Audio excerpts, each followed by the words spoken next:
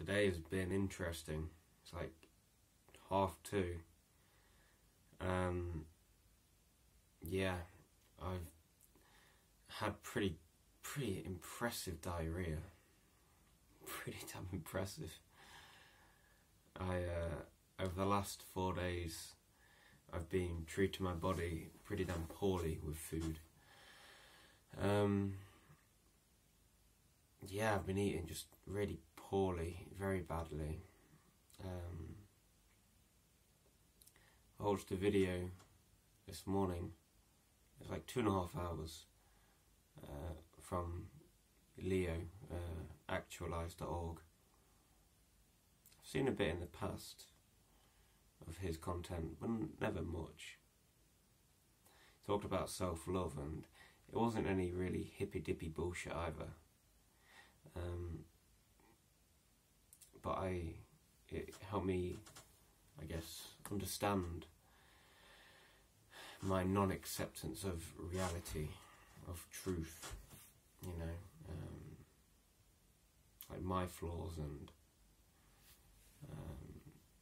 the way I see things around me in my immediate environment, my family.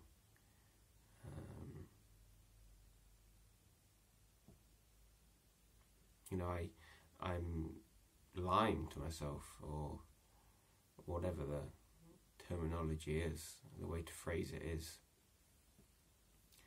I'm setting these expectations upon myself and the world, and they're not being met. And that makes me anxious, mainly. Not really angry. I don't really get angry very often, if ever. It's mainly like anxious, or sometimes a mild frustration. And like regarding myself,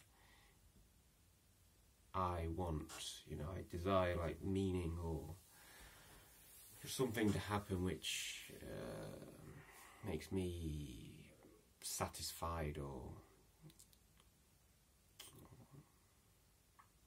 at peace.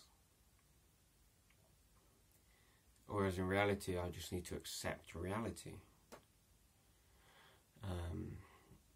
And that means, I guess, not wanting things to, not wanting things to change immediately. It's quite hard to, or I don't really understand this.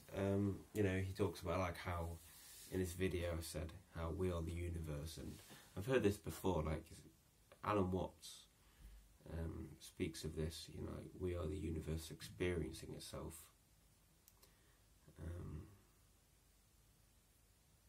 And even a minute ago, when I was meditating, I was thinking about, I had a thought come to me about like, if I chopped off my arm here, then, this was not attached, this forearm and hand, would that be me anymore? Would that be part of me? Does it just being attached to my body make it me? If I reattach a false limb, a prosthetic, is that me? When I take it off my body, is it no longer me? And when I put it on, is it me? How far does small s self extend? He talks about like capital S self as the all-encompassing, the world, everything. And I don't really understand where sentience comes into it.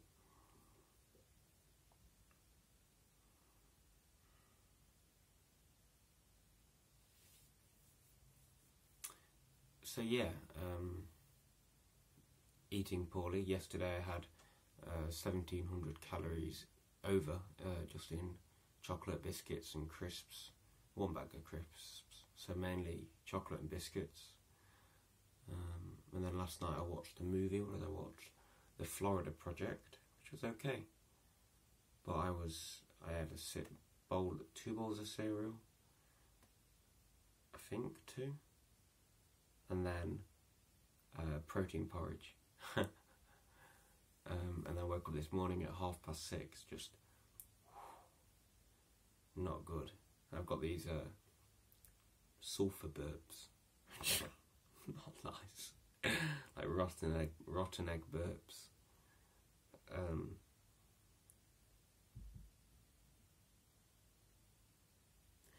Yeah, I think my anxiety has stemmed from a non-acceptance of reality, as I said. Wanting reality to be different than it is. And I don't think that means that we can't use our will to point our personal experience to a more desirable, toward a more desirable place, in a more desirable direction. You know, like reaching your self-potential. I don't know where that comes into it, but maybe it helps. Oh my God, helps you in some point, in some way, to realise these large truths. You know. Because when we reach our self-potential, maybe when we reach our potential, maybe we start understanding these higher truths.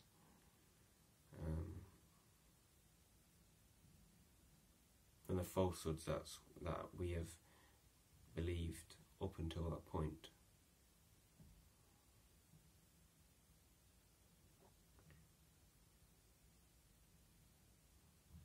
So yeah, for now, my non-acceptance of my environment, my family,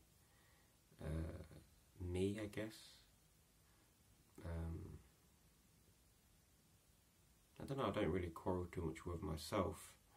My eating habits, and I yo-yo, so now I'll probably, maybe, I was looking at this raw food diet because the guy I met in that the self-improvement meetup I hosted last week, on Saturday, he said he did this raw food diet.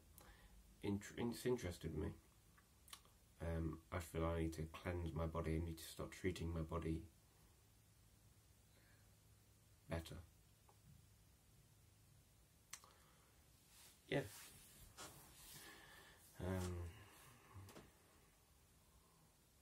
But yeah, I don't know. I see the future as holding salvation, whereas most likely it is only in the present where salvation may be found, may be met.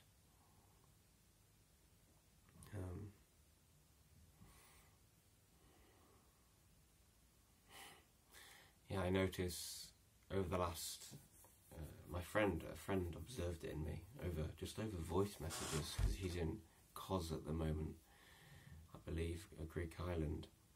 So just over voice message, he noticed that I sounded more worried. But to myself, I believe I sound generally more serious. Maybe worried is more accurate.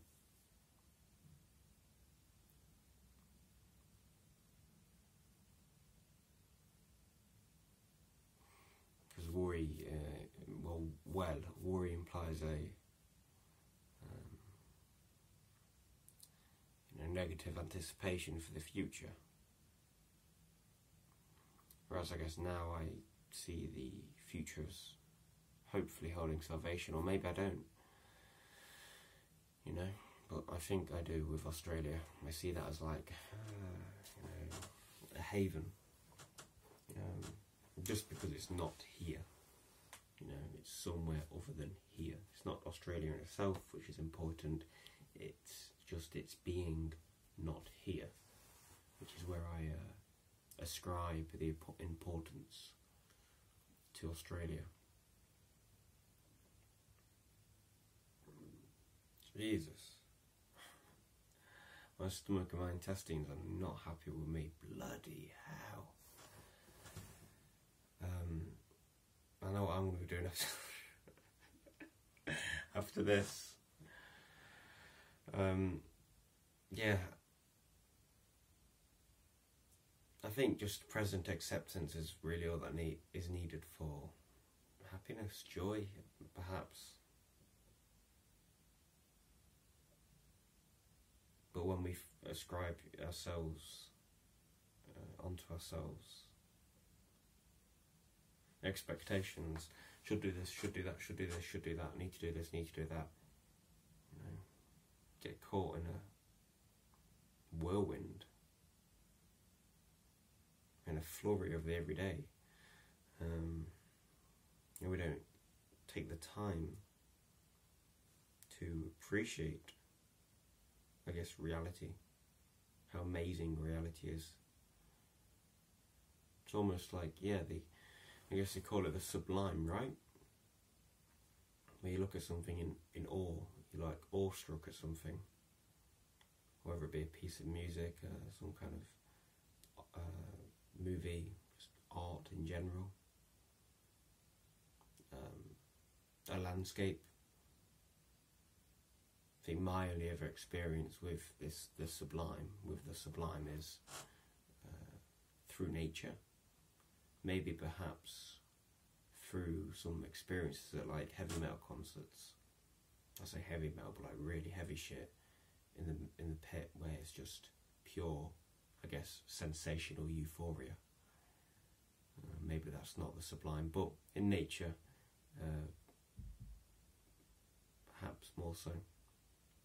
And it's the sublime, I guess, the way I interpret it is a realization of reality, of how amazing just reality is.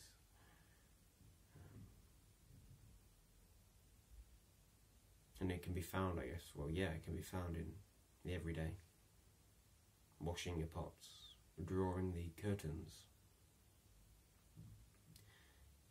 But we are so self-obsessed, obsessed with our self, our small s, our ego.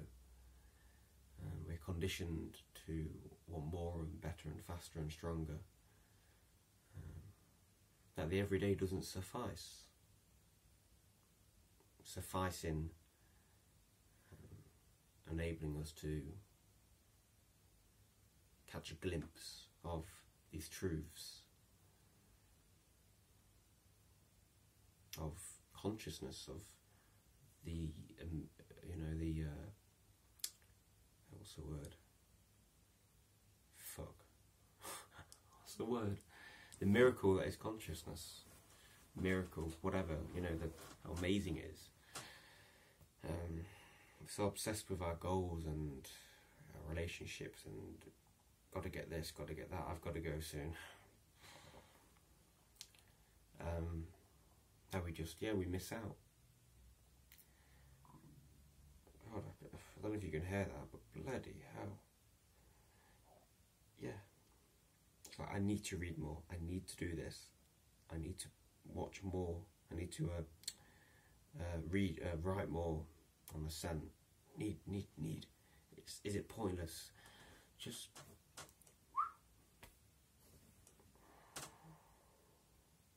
and maybe that's what he talks about in Ride the Tiger, the transcendent dimension. You transcend all this egotism, this goal setting, this not goal setting, but doing it for an end.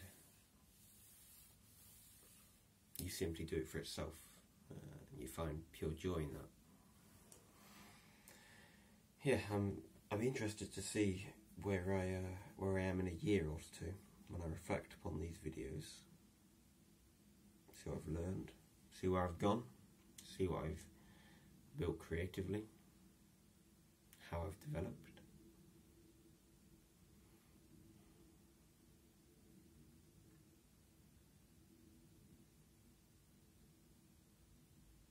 I notice in this video I'm less anxious and more calm.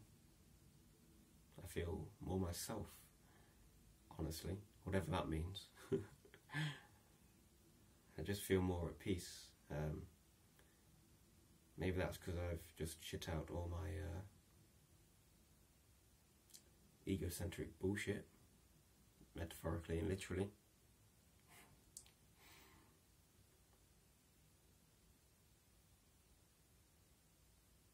But yeah, this was interesting.